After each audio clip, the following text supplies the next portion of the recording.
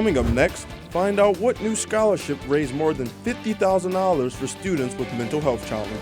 Plus, find out what changes are coming to the University Park Airport and how it will affect your next flight.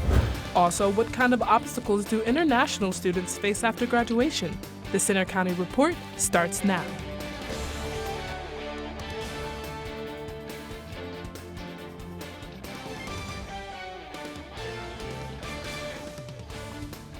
Good afternoon, I'm Courtney Allen. And I'm Jerome Taylor. Thanks for joining us. Pennsylvania volunteer fire companies will soon get millions of dollars in new state funding. That's a big increase over last year, but some firefighters say it still isn't enough. Volunteer fire companies in Pennsylvania will be getting $60 million in support funds this year, which is a $5 million increase from 2018. The money will be distributed to multiple volunteer fire companies across the state, and the amount each area gets is based on population and assessed property value, and there are also restrictions on how the funds can be used. If you're out in the rural areas, and then the restrictions may be harmful, because if you've a building that's fallen apart, or you have apparatus that is in dire need of repair, you can have everybody dressed up with all the stuff they need. They can't get, they can't operate. What's the point? Even though the annual funding for volunteer firefighter companies increased this year, there are still certain places in the state that actually may need more assistance. This money comes back based on your population and your assessed property value. Those rural companies are getting far less money than we are. Steve Baer says that 2013 funding for Alpha Fire Company was around $550,000. And last year, that was down by about 25%. But the expensive equipment, like thermal image cameras and breathing apparatuses, can make some companies' budgets tight, especially when you consider the lifespan of that equipment. Everything you see here, just about $6,000, so this is very expensive, but obviously it's mission critical. This part of the breathing apparatus expires. It has a 15-year life, so every 15 years you pretty much have to replace just about everything I've got in my hand here. Baer believes one way to help the current system is with general aid so that fire companies can use the funds to improve their specific department needs. In State College, I'm Jerome Taylor for the Senate County Report. Currently, volunteer fire companies can only use the funds for firefighter health and wellness training, as well as new equipment. A new scholarship named for a former Penn State student killed by police has now raised $50,000. The scholarship honors Osaze Osagi, who was killed 7 months ago in an officer-involved shooting in State College. Police were initially serving a mental health warrant. Money raised from family, friends, and the community will be matched by the university. The scholarship will benefit students facing mental health challenges and other disabilities. The University Park Airport is projected to have a record number of travelers once again this year, and that means more expansion. Nittany Express, the company that provides shuttle services to and from the airport, is adding an extended parking lot and a new building with valet and shuttle services. The extra parking lot will add more than 200 parking spaces. Construction will continue in the coming months and is expected to be done next spring. There's a new twist in the controversy over a letter criticizing a Penn State football player's hair. Before Saturday night's game in Iowa, Penn State players warmed up in a t-shirt that read, "Chains, tattoos, dreads, and we are." Penn State personnel took away the shirt, saying while they're supportive of the students expressing themselves, they're expected to wear team-issued apparel on game day. The university also said it wanted to maintain NCAA compliance. The shirts were made by a popular Penn State bar, Champs Downtown, after a fan's note took aim at player Jonathan Sutherland's hair. For many college seniors, their final semester is all about applying for jobs and planning their careers. But for many international students who want to stay in the U.S., that process isn't so easy. Aaron Kemp takes a look. I feel like I'm a little being discriminated against, and I have no control over it. After graduation, international students' visas typically only allow them to stay in the country for a year. After that time is up, they need support from an employer, known as sponsorship, to get a new visa to stay in the country and work. Chug says he got through 2 interviews with a finance company and was ready to fly out for his last round.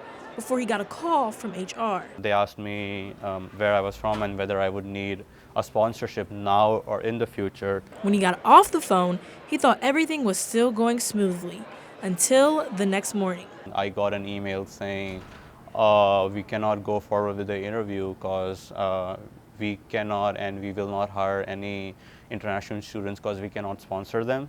Yusuf Sabah graduated from Penn State in 2016.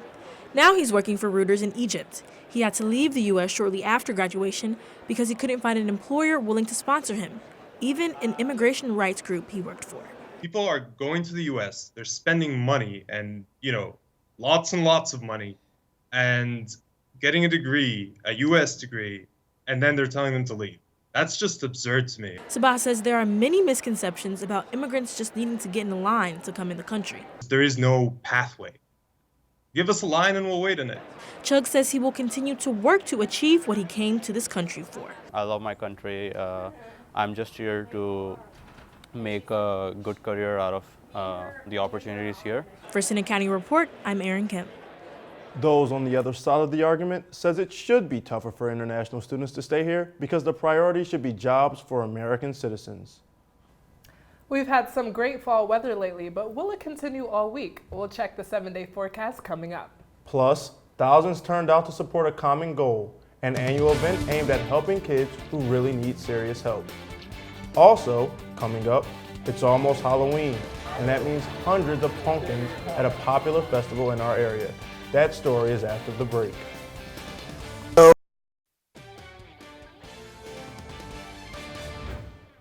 It's still 4 months until Penn State's annual dance marathon, but the events leading up to it are in full swing. The annual Thon 5K race happened on Sunday, and reporter Samantha Rank was there.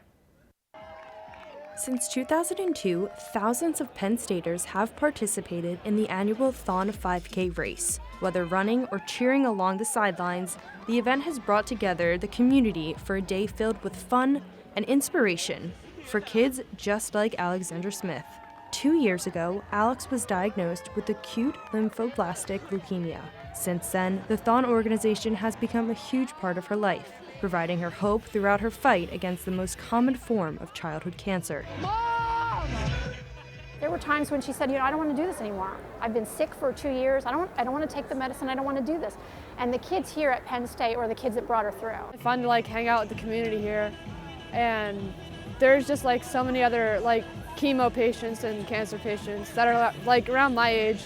I've met them and we can relate. As you can see from the crowd behind me, tons of runners turned out for the annual Thon 5K. For the last 19 years, this event has served as yet another opportunity to support the Penn State Dance Marathon and the fight against pediatric cancer. The Penn State equestrian team adopted Alex as its Thon child shortly after her diagnosis. Over the years, Alex has learned a lot, even how to ride a horse. To be with these young adults is really important for her. It's teaching her the importance of being around young people and just enjoying life. She's over there right now goofing off with her club, and that to me is the best reward as a parent you can ever get. Alex finished her last round of treatment in May of this year, making her another winner in the battle against pediatric cancer. In University Park, I'm Samantha Rank for the Center County Report. There are many other events leading up to Thon weekend, including 100 Days Until Thon, coming up in November. Halloween is coming up in just 2 weeks, and one of the most popular events at this time of year happens at the Penn State Arboretum. Reporter Bailey McBride has more on the crowd that turned out over the weekend. Nestled in the back corner of Penn State's University Park campus, a botanical garden attracts students, faculty, and community members. One of the most popular events of the year at the Arboretum is the annual Pumpkin Festival. Last weekend, participants came here to pick up pumpkins. And today they're entering them in the jack-o'-lantern competition here at the Arboretum's Pumpkin Festival at Penn State. Divided by age groups, judges walk through the display ribboning what they deem the best pumpkin in that category. Artist Terry Watson has been coming to the Pumpkin Festival since it began. He displays his carvings for spectators to enjoy, but does not enter them in the annual contest. Honestly, as far as creative art, just pumpkin carving. So that's it. So I do it once a year, which is, it's fun. Watson discovered this talent years ago when he was working with kids and began free-handedly carving intricate designs. Sort of have a theme every single year. So usually I have more than one theme, but this year has been busy. Watson loves uniting families with his pumpkin carvings and hopes it helps create family memories. For many, coming to the Pumpkin Festival has ignited childhood memories they get to relive each year. I grew up driving my mom crazy, carving millions of pumpkins, and just to see all the pumpkins out here and the kids, and everybody being excited. In University Park, I'm Bailey McBride for the Center County Report. The Arboretum at Penn State will hold its annual winter celebration in December, which includes holiday performances for crowds to enjoy on the lawn.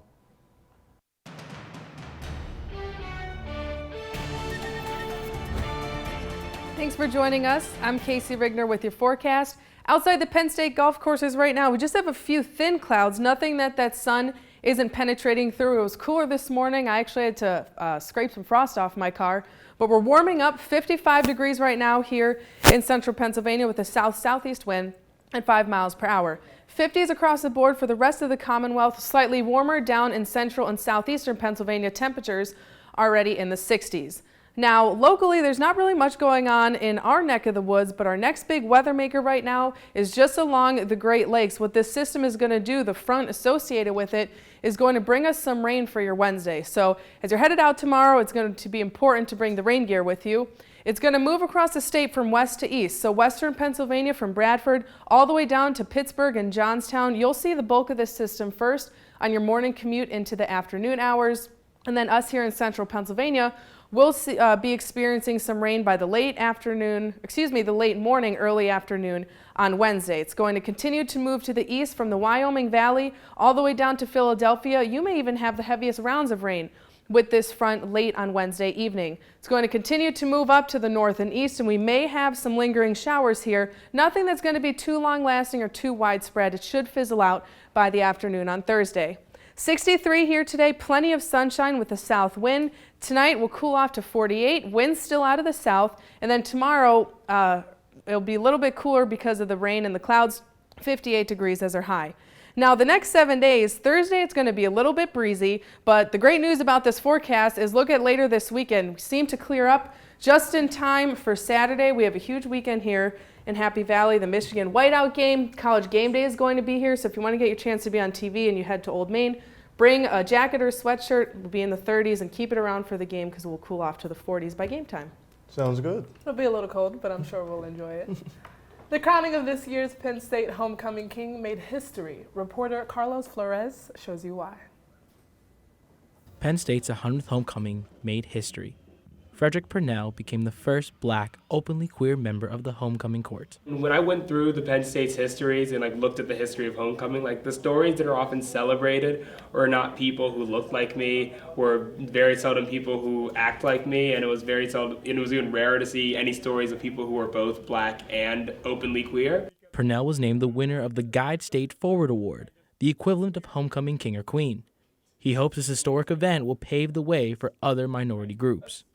So I think this is definitely a stepping stone. I feel like more people will, when people think about who embodies the Penn State community, they'll open their mind and not just think of the standard people who are involved in things like the tour guiding groups or the people who are in student government, but actually look out to the people who are fighting for the rights of the minoritized communities on campus. Being very active on campus, Purnell received massive support from those around him, and especially from the minority and queer community. Freddie actually told me a while back how he was looking forward to becoming a homecoming, and I was like, yo, you should definitely do it. It's such a huge benchmark in history, Penn State is predominantly white, predominantly straight. Not a lot of students get coverage when they are outside of that norm, so to speak, and especially students of color. The moment Purnell received the award in front of 107,000 people, he felt something he rarely felt before in college. He felt seen. Because I've gone through a lot here, but I've also learned a lot and grown a lot as an advocate and as a person. It made it feel like all of that was recognized by the university. For the Center County Report, I'm Carlos Flores. Now here's Carolyn Sistrand with sports. It's Whiteout Week at Penn State, and a popular college football program is coming back to Happy Valley. We have the details on where and when to see it next in sports. Also coming up, State High's football's undefeated season was tested in a big way against Central Dauphin. We'll recap all the action from their homecoming game.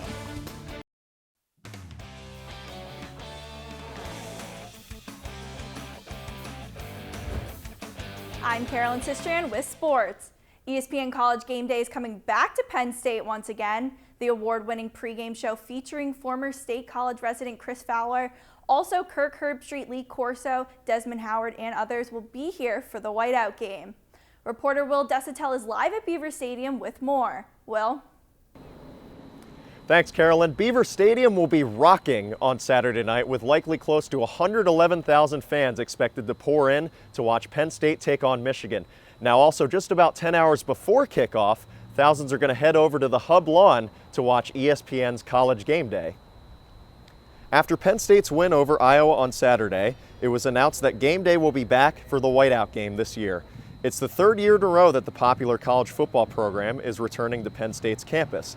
It's been here for whiteout games the past 2 years, setting up shop in front of Old Main. But this time it'll be on the Hub Lawn. That announcement just happened less than 2 hours ago. Game Day is on the air from 9 a.m. till noon. Penn State enters this weekend ranked 7th in the latest AP poll, while Michigan trails behind them at number 16. Live from Beaver Stadium, I'm Will Desitel for the Center County Report. Thanks, Will. The Nittany Lions are ranked 7th in the AP poll after their hard-fought win at Iowa on Saturday night. Penn State held on to a close game 17-12 at Kinnick Stadium. The defense held the Hawkeyes to an early field goal. KJ Hamler answered with a 22-yard leap and score, putting the Nittany Lions ahead 7-3. True freshman Noah Kane stepped up in the running game, totaling 102 rushing yards on 22 carries. Kane also ran for a 5-yard touchdown with 5:17 left in the fourth to seal the win. To high school football, State High's unbeaten season is over. They'll look to get back on track after their first loss on Friday night. Reporter Zachary Smith has the story. In a heavyweight conference matchup, the State High Little Lions took on the Central Dauphin Rams on homecoming weekend. The Rams won 34-13 behind a big fourth quarter, led by quarterback Max Mosey and the defense. He threw for 163 yards and 2 touchdowns, while the defense had a pick six and a fumble return for a touchdown in the fourth quarter. Both teams and their fans came into this game feeling confident about winning this game. State High fans showed up to the game believing that their team is going to the postseason, but Central Dolphins fans showed up believing that they too can't be stopped. We're looking like state champs right now. You know what I'm saying? That's arrogant. It is what it is. You know what I'm saying? That's the confidence I got. Good. They're 7-0 to date, so I think 3 more games in the regular season and then playoffs. Scoring 28 unanswered points in the fourth quarter after being down 7-6. With the loss, State High dropped to 7-1, while Central Dauphin improved to 6-2 and remained undefeated in conference play. In University Park, I'm Zachary Smith for the Center County Report. State High travels to Altoona this Friday to take on the Mountain Lions. Penn State men's hockey's win against Sacred Heart on Saturday gave coach Guy Godowski the 300th win as an NCAA coach. In their official season home opener series, Penn State swept Sacred Heart at Pagula Ice Arena. On Saturday, Cole Holt scored his first, putting Lions on the board. Shortly after, Brendan Byro scored his first goal of the season. Penn State owned the ice for most of the game until Sacred Heart came back with 4 third-period goals. Freshman defenseman Mason Snell scored his first NCAA goal, winning the game for Penn State 5-4. Next up is Alaska Fairbanks on Thursday night. After 2 big home matches back-to-back, Penn State women's volleyball brought some fire to the court over the weekend. Reporter Emerald Baptiste reports from Rec Hall. The Nittany Lions faced 2 tough conference opponents over the weekend at Rec Hall. After a tight 5-set win against Maryland on Friday, Ohio State was up next on Saturday night. Penn State swept the Buckeyes 3-0. Coach Russ Rose was happy with the effort. I thought we played a lot better, especially in the areas where we didn't play really well last night. Johnny Parker finished her night with 12 kills and Kendall White added 11 digs.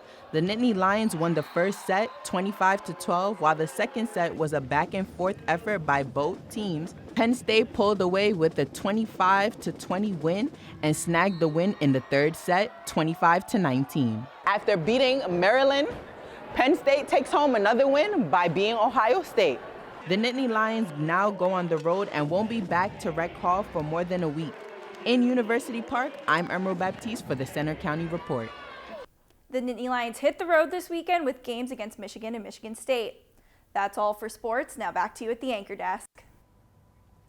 Thanks, Carolyn. Coming up next, ever wonder how far you would go if you launched a pumpkin into the air with catapults? We'll take you to a popular festival centered around that question. That's after the break. Of all the fall festivals in our area, the Pumpkin Chunkin' Festival at Bald Eagle State Park might be the most unique. Reporter Mitch Stewart was there over the weekend to watch pumpkins get catapulted into Foster Joseph Sayers Lake. The natural beauty of Bald Eagle State Park was the setting for a popular fall event, the 9th annual Pumpkin Chunkin' Festival. Nothing says October better than people propelling pumpkins into the air using different types of catapults. The Smokin' Llamas Pumpkin Chunkin' team reeled off some of the biggest tosses of the day. Tom Bush, the team's captain, was excited to show off his group's trebuchet prowess. So this is our 10th year of competition, and here we are at Bald Eagle State Park, which is one of our funnest events where we merely throw them into the lake. Bush said that the group had a great time teaching people about launching pumpkins. Then they open the gates and we get to visit with the fans. And so it's just neat. They come in and have great questions, and I just love interacting with the fans. We have literally launched into the fall season here in Center County, courtesy of the Smokin' Llamas amateur Pumpkin Chunkin' team. They go to the World Championships in Delaware every year. Because of them, we've been able to be shooting these pumpkins into Foster Joseph Sayers Lake here behind us all afternoon long. It's been a blast here. And of course, gotta be prepared. Nearly 100 local craft and food vendors were there, along with live musical performances and hayrides. Emergency responders even gave people an inside look at some of the Howard Fire Company's vehicles. Penn State student Ben Baumgartner said this event was worth the drive from State College. Probably the favorite part is just coming here with my friends on a nice fall day and just having a good time. On a gorgeous day in Center County, this annual event didn't disappoint. In Howard, I'm Mitch Stewart for the Center County Report. Proceeds from the event will go to future festivals and the Howard Fire Company number 14. That's all for today's newscast. You can find more of our stories on our website, centercountyreport.com. And you can also follow us anytime for breaking news on our Twitter feed, that's at Center County REP, or on our Facebook page. We also have a Center County Report Instagram. Join us next time for our newscast on Friday. Have a good day.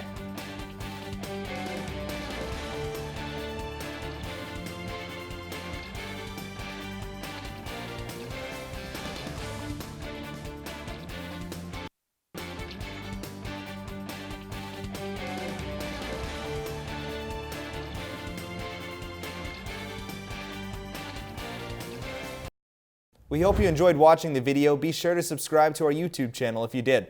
For the rest of our newscasts and featured stories, click here. And for sports, click here. Have a great day, and thanks for watching.